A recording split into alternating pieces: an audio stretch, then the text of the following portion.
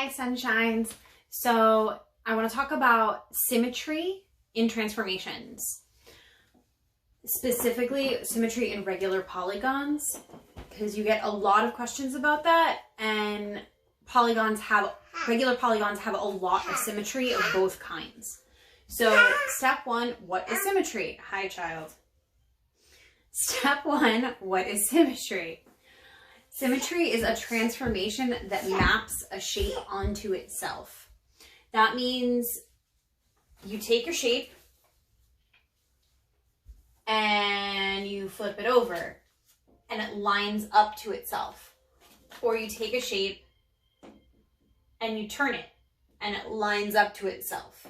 So you have two types of symmetry. There's line or reflection symmetry, which is when you reflect your figure, you flip it over.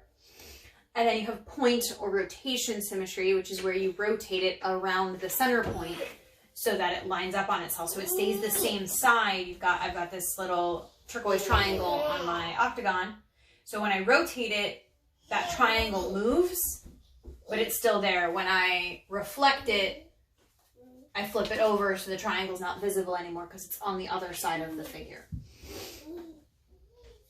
So a regular polygon is when you have all the same length sides and all the same size angles.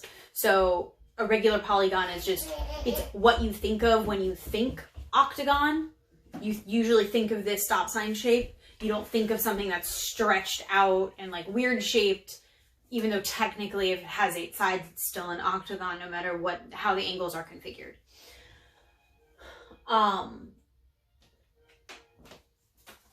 So when you do line symmetry and reflection symmetry, you're reflecting it over a line. So your lines of symmetry all pass through the center of your shape.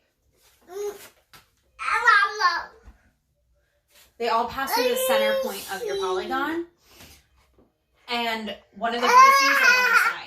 So in the case of an octagon, because it has an even number of sides, either it passes through 2 sides or 2 angles. When you have like a triangle or a pentagon or a nonagon, something with an odd number of sides, then you're going to pass through one vertex and one side for all of your lines of symmetry.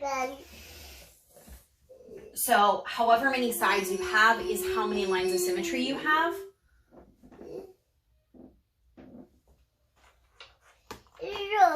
So I have 8 lines of symmetry because these are just the other sides of the lines we already counted.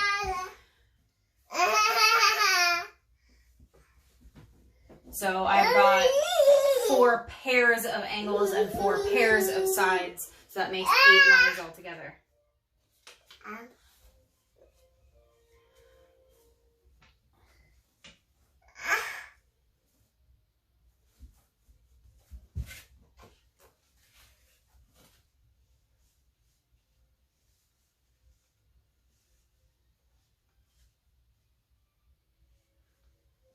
So n is your number of sides. When we talk about polygons, n is the number of sides in any polygon.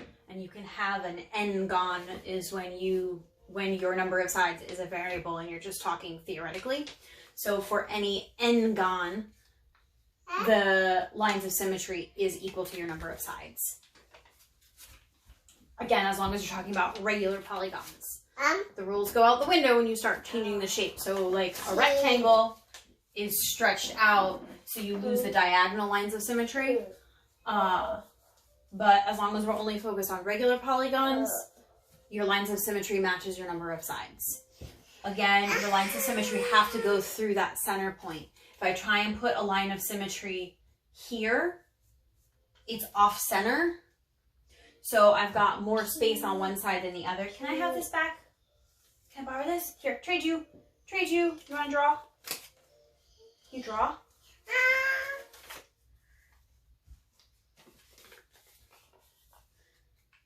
If I have my line of symmetry here going through these 2 vertices, when I flip it over, I end up here, so it does not map onto itself because it's off kilter. It's not in the same position.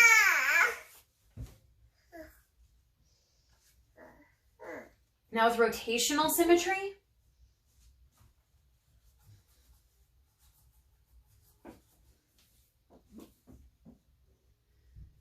where'd my eraser go?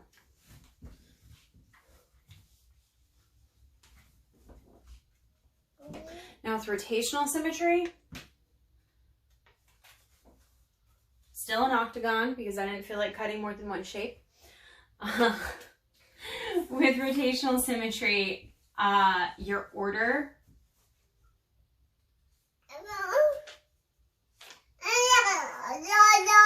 so it's order 8.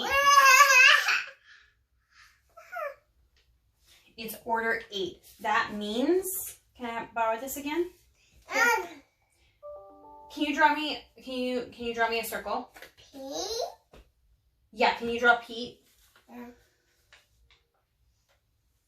So if I start it here, where I have, this is my first position, where I've got my little turquoise triangle on position 1.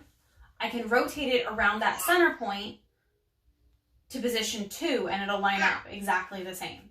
And 3. And 4. And 5. 6. 7. 8.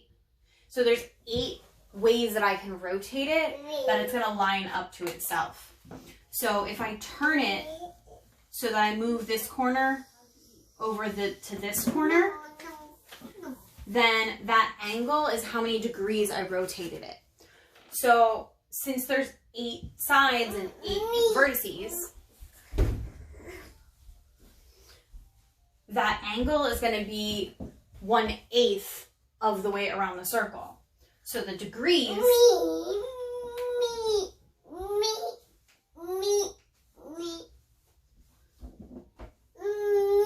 360 is the whole circle over n. So in this case,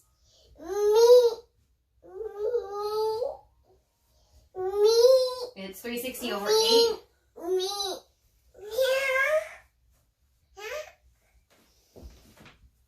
Zoe, can you go find grapes?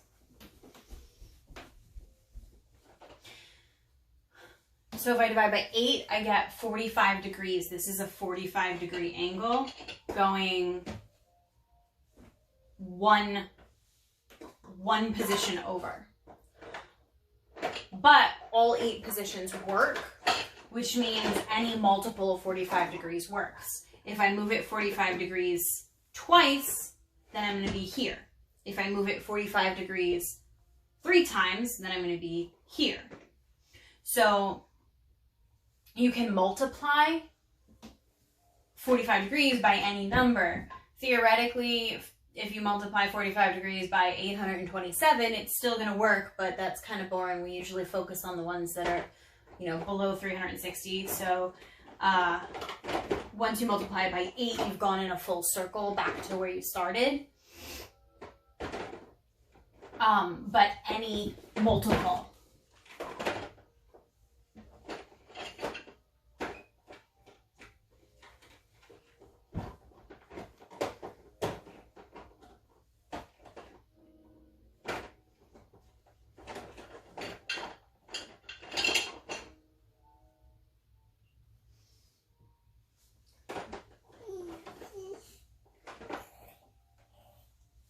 So any multiple of 45 degrees around the center is going to work as a symmetry transformation. We'll map the polygon onto itself. So you have 8 lines of symmetry. If you reflect it over any of those lines of symmetry, the lines of symmetry again also go through the center of your shape. So if you're not passing through the center, it's going to be off kilter.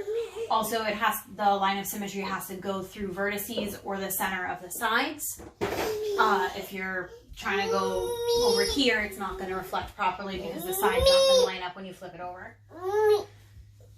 And then for rotation, any multiple of 45 degrees or in 360 over n. So if you're dealing with a pentagon, it's going to be 360 over 5, which comes out to be, I think, 72 degrees.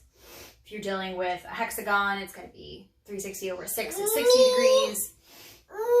If you're dealing with a triangle, it's going to be 120, and so on and so forth. Have a good day. Zoe, can you wave hi to Mommy students? Hi. Zoe, did you know today is Bring Your Kid to Work Day? You're at work with Mommy in our dining room because we're not allowed to leave the house.